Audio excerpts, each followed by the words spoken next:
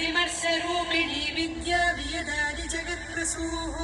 सर्वव्याधिप्रशमनी सर्वमृत्युनिवारिणी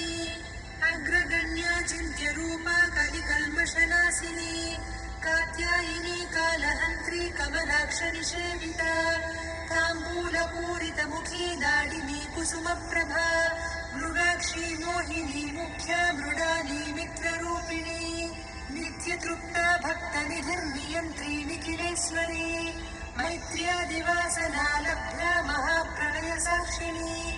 पराशक्तिः परानिष्ठा प्रज्ञानघनरूपिणी माध्वीपानालसामत्ता मातृका वर्णरूपिणी महाकैलासनिलया मृणालमृदुदोर्लता महनीया दया मूर्तिर्महासाम्राज्यशालिनी आत्मविद्या महाविद्या श्रीविद्या कामसेविता श्रीषोडशाक्षरी विद्या त्रिकूटा कामकोटिका कटाक्षकिङ्करी भूतकमलकोटिसेविता शिरस्थिता चन्द्रनिभा पालस्थेन्द्रधनुप्रभा हृदयस्था रविप्रख्या त्रिकोणान्तरदीपिका